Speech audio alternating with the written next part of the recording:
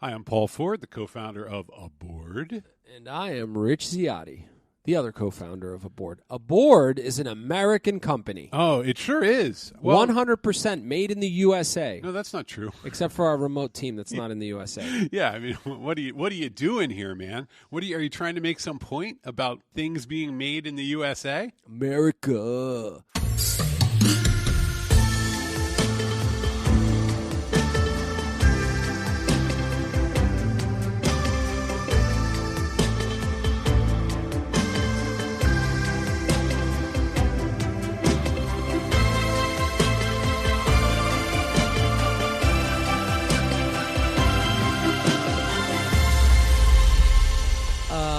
You ever bought anything from WeatherTech?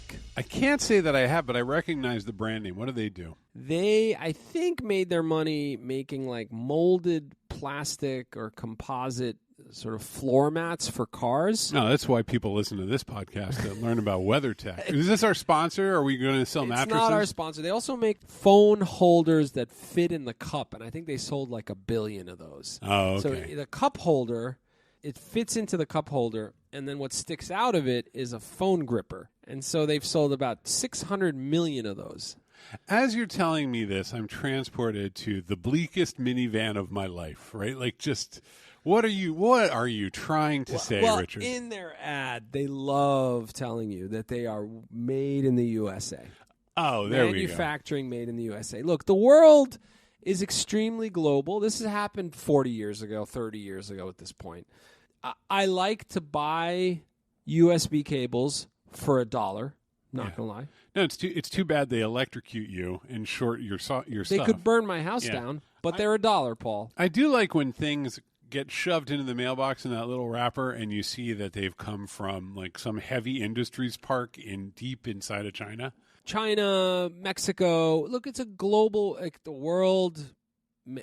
And why did this happen? It happened because labor costs were just incredibly low in these other places. Well, this was always the deal, right? Like there was made in Japan, and then there was made in the U.S. There was Taiwan, and so on. But in the last 30, 40 years, under sort of the banner of globalization, it became sort of global policy. We're going to get everyone into the same marketplace.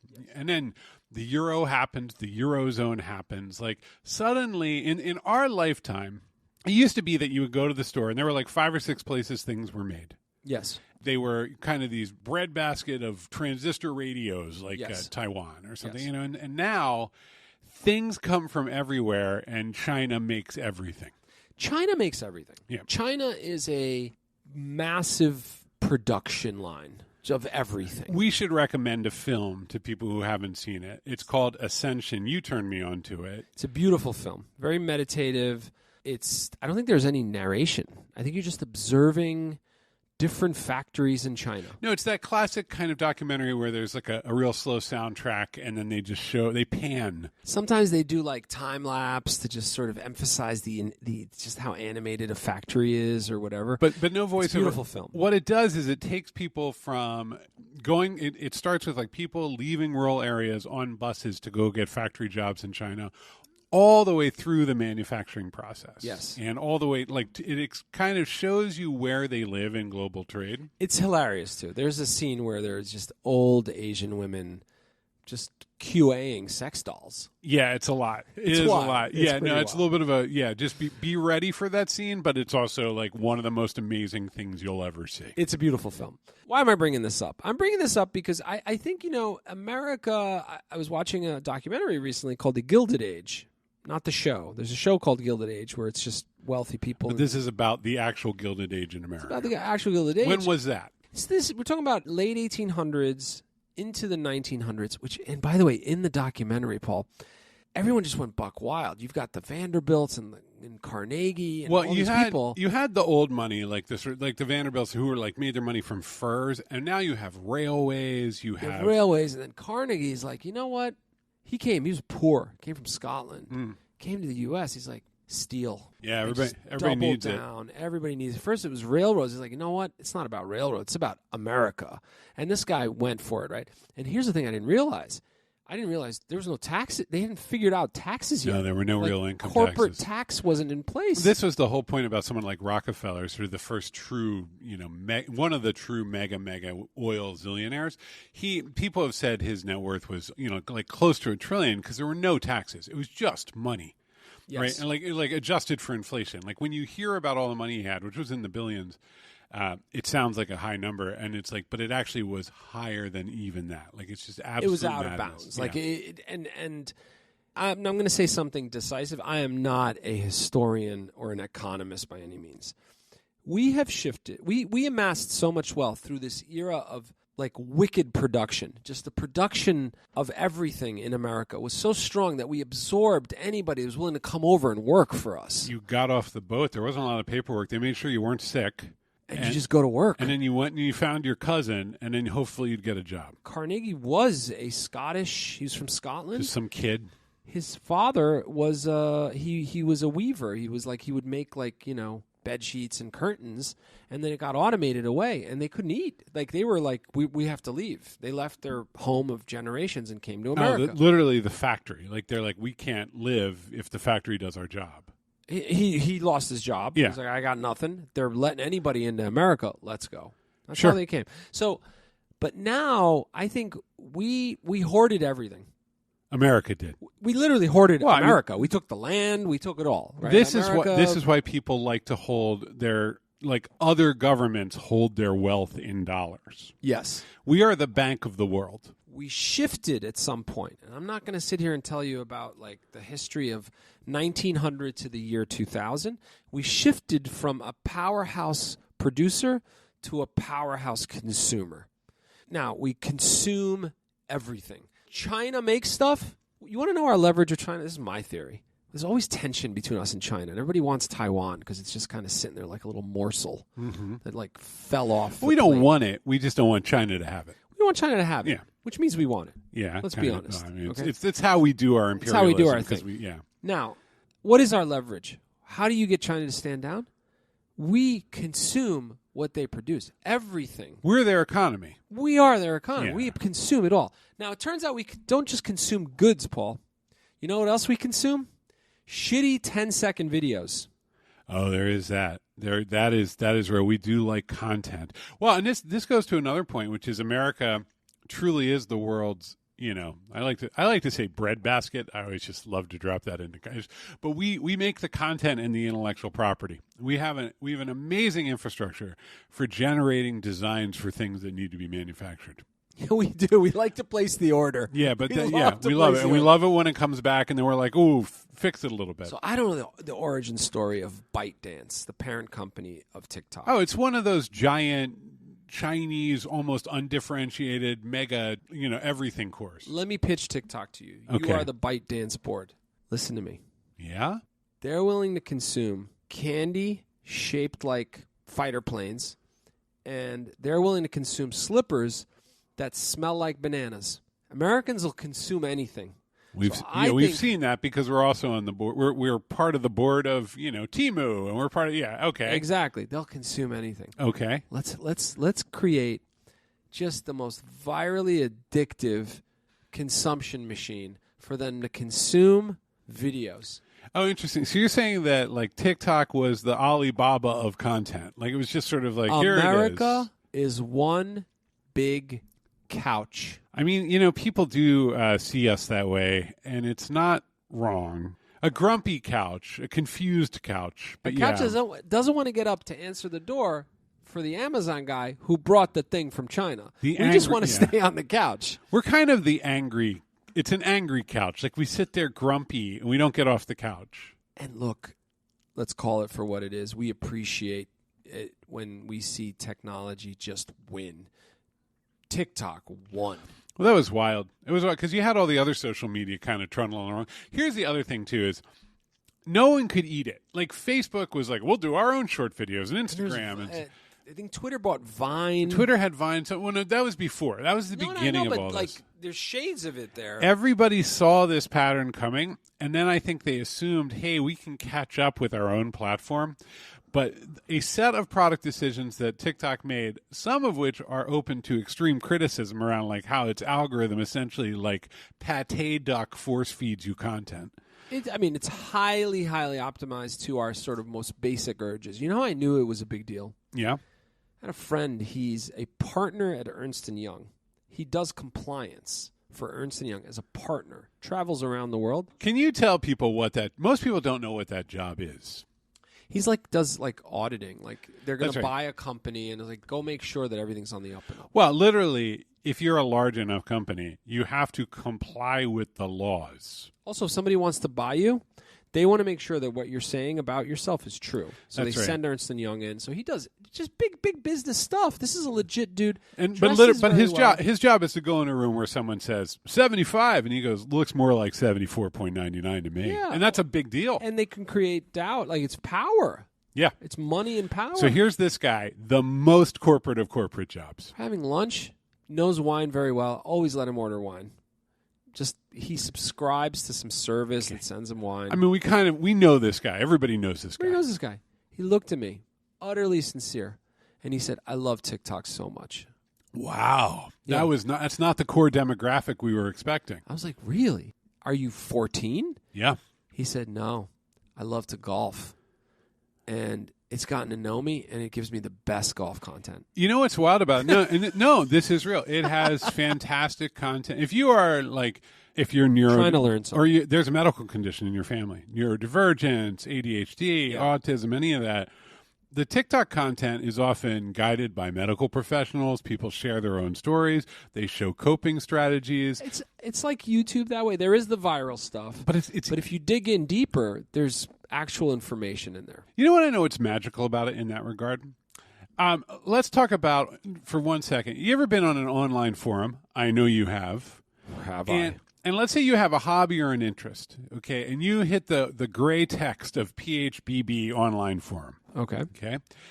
Do you feel that you can participate and are part of the community at that point when you set up your account? Not initially. No, and in fact, there's often you get those little super poster. Everybody gets their little hierarchies.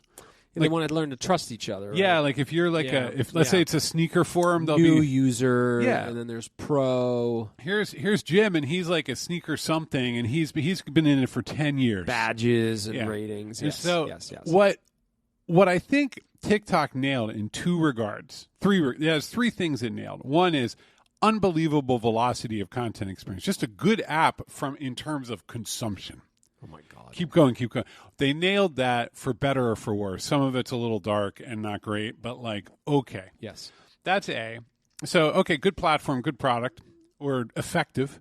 2, viral content, and enough input into the creator ecosystem that people didn't feel ripped off. They wanted to do stuff with TikTok. TikTok was giving them some money, and they were more engaged with their users than the other ones. Always want to keep them a little farther away. They incented content that made you want to show it to your friend. That's right. But I think 3 is that if you lean in on that thing and you look at it and you connect to a community there, you're really welcome. It is people Is saying, that true? I didn't know that. I mean, if people are saying, come on in, because it's a combo of the influencer dynamic and the internet community dynamic. Right. And so people are like, Interesting. I'm going back to your friend. Your friend loves golf. He's serious about golf. It's incredibly inviting because the influencers are saying, kind of the like and subscribe model. Come on in. Right. And they're also being generous with information. The traditional internet community is like, have you passed the 50 thresholds before you can really be considered Mr. Golf, right? But TikTok is like, you're interested? God, man, we love to bring people in. I love you. You're great. And here's some Which great viral forums content. don't have that. No. You have to have that expertise. You have to have that trust. Instagram is snooty. right? Instagram is like, watch this. This is fancy. You can't have it. Twitter is I don't want to say what X is. Like, it's just like everybody knows, but It's dark. It's brutal. It stabs you in the neck when you're not looking. Yeah. Today. It Facebook wasn't always that way. but Facebook is your racist grandfather who's screaming uncontrollably. And then now you got TikTok, which is like, oh my God, yeah, do you feel that way too? Now what ends up happening with TikTok is people go, my itchy ear is probably a sign that space aliens want me to kill. And 500 other people are like, absolutely, I have that too. I mean, that's just human nature, right? Like It is. But it really, that same dynamic that makes it really positive for your golf buddy, I know you don't play golf, but like he's your buddy who likes golf, is the same dynamic that I think leads to it being a really, really potent viral aggregation platform for ideas that might be incredibly bad or dangerous. Which leads me to a pretty profound outcome for TikTok and ByteDance this week. We're recording this March 15th. Yeah, it's much in the news. Ides of March. Overwhelmingly, the U.S. Congress passed a bill that is requiring TikTok to either be wholly American-owned or banned. I don't think we've ever been here with a large platform before. It's wild. Well, this has been simmering for a while. We are paranoid about China in America, and we feel that ByteDance could use, perhaps has used, but could use TikTok as a propaganda engine to change the outcome of American society and elections. Fundamentally, you have a recipe for a lot of suspicion and paranoia. First off, we talked about this as a consumption platform, but the behavioral patterns that come out of it are gold, right? You can make money on those patterns, but you could also manipulate people on those patterns. Sure. So if I'm someone that cares deeply about a particular cause, I can weaponize your feelings about that cause to take you anywhere I want. I mean, we saw this with how people were manipulated in 2016 on Facebook, and to the point that there's legislation and guidance and rule. That's right. Yeah. And so they were triangulating on, and I'll give you an example. I'm posting a lot of religious quotes, and I'm talking about how much I love my televangelist, and then Facebook is saying, if you love Jesus, you have to vote for Trump. Yes, and that's as an right. ad, not Facebook. The company, an ad is being pushed back. Why? Because they triangulated on my interests, my intense feelings about something. Well, even more specific than that, I was able to feed those people, literally like Macedonian hackers are feeding people viral content that validates their anger, regardless of whether it's true or not. Right? So that it just created this like misinformation fire hose where nothing could get in except for that. I don't like the term fire hose. Okay. I'll tell you why. The reason is those Macedonian hackers were given clear profiles of carved out demographics of tens of people, hundreds of people that had particular interests, and they would target them individually. Right, because they knew they'd click. They knew, not only did they know they'd click, but they knew where the buttons were, the hot emotion buttons that those people cared about. It could be something as innocuous as like, I can't believe they're banning plastics. Right. And they'll say, like, if you care about plastics, vote for X. Yeah, no, I get it. Okay. So back to TikTok. Back to TikTok. So now you have that blueprint, and I don't know the details of where the data is. I don't know the details of who holds the behavioral data. I don't know if it's in China. I have no idea. I don't know the makeup of this. Clearly, there's been some pretty intense committee meetings. There's been reports that have come out that I think for a law like this to get passed, I'm speculating here, but I think the only way a law like this gets passed is if behind closed doors they're showing some pretty scary insights into Maybe so. I mean, it's how this is all laid out. It's extremely unusual for the members of our government to collaborate across party lines. There is a deck that is just a rough picture here that is just like, okay, we can't let this happen. I think that's what is in place. I don't know that for a fact. I am not a journalist. I have not investigated it, et cetera, et cetera. But Congress is privy to information that they don't always have to share with everyone. That's why committees exist, and I don't know what that is. Something is going on because we're not worried about like Chinese DVD players. We're worried about TikTok being an engine of propaganda from China. That's right. And I think now it's ban, which I don't think is going to happen, or it's U.S. interests. By the way, it's worth noting, major VCs are invested in TikTok. Like, oh yeah, no, it's not like they're going to gather the money. Everybody's going to pass a hat around, and they're going to turn this into an American company. And then I don't know what happens after that to make sure that there are no more. To be clear, I don't think they can sell it. It's too big. And it's just going to be immediate antitrust for anyone who can buy it. So they have to spin out into an independent They have to entity. raise the capital. I don't know what the structure of the transaction will be, but essentially, I mean, Chinese nationals can't own it, essentially, is what they're saying. It has to come out of ByteDance as an entity. So I get, how does that work? I mean, I guess there's some sort of like. So there's an M&A firm out there, and there's bankers out Yeah, there. They're that's about true. to have a really good time. We're just back to your friend who's into golf and TikTok. No, for real. Like this, Yeah. is him and a team of 75 Yeah. people can work on this for 6 months. That's right. That's right. Yeah.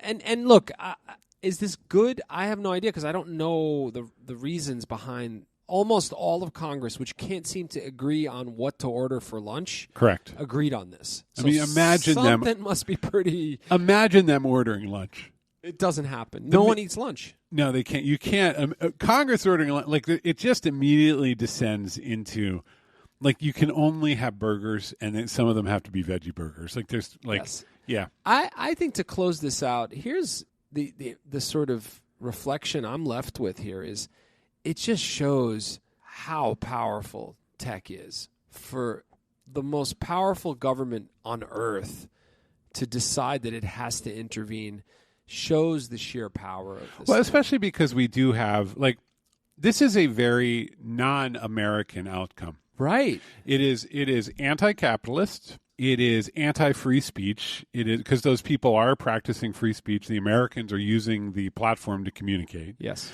It is disruptive to a media platform. It is Yes. disruptive to the larger ecosystem of tools and services around TikTok. So this is a extremely non-American thing to do. It really is. It really is. And I do think we're hitting a moment that what is wild. We're now on year 10 of committee meetings in which kind of nothing happens. Like they say to Mark Zuckerberg, hey, buddy, we can't wait to work with you to make it better, right?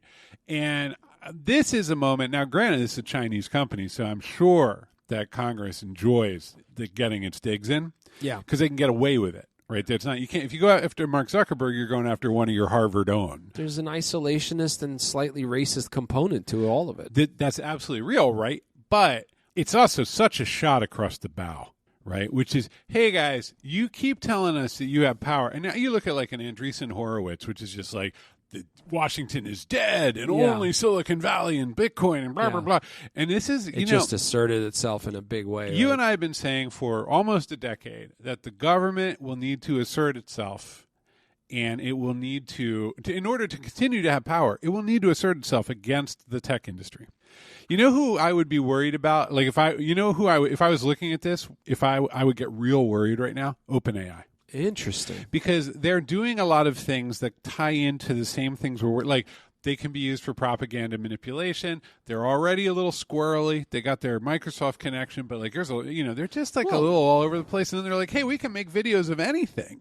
It's a great point. Let's close it on this. I mean, this is a great observation. We don't have a clear insight into how the OpenAI macro brain is gaining its intelligence. We don't have a clear picture. Just the other day, they did an interview. Wall Street Journal did an interview with the CFO and asked if they spidered YouTube content to make their new video model. The CTO. CTO, and she just made this like "Rrr" face, right? An AI face? Did yeah, she make an AI face? almost, yeah. Yeah. And it was just like it was clear. Like I mean, it was very hard to read that and not go like, oh, we absolutely spidered YouTube. But I don't know. I can't tell. I think that day is coming.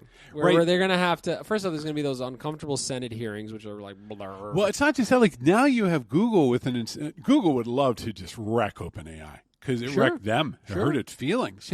So, like if they can get like Google has pet congressmen now. Yeah. Right? Like, this is all going to play out. Oh, they're going to, yeah. 100%. And so I do think, I think we'll see this TikTok drama play, and then I think we'll see the rest of the social players. Who knows about X because he's a goofball. But, like, the rest of the large social networks, like, LinkedIn and Facebook and Instagram, will be like, hey, yeah, that happened, and we're following the rules over here. You want to look at the books? No problem. Send Ernst & Young, But, Yeah. And then I think Congress is going to need to keep engaging with this world, and I think it's going to turn over to AI and go like, okay, we're now going to have a regulatory framework. Because it feels good to pass a law, right? It feels good to tell ByteDance, hey, you are in trouble. I have to say, after the last 2 presidential elections and all the shenanigans that happened behind the scenes, I don't have anything against TikTok or China. Mm-hmm. I'm kind of glad this happened because it showed an assertive stance around really going off the rails here and losing control over how communication and how information gets to people and how people can be manipulated.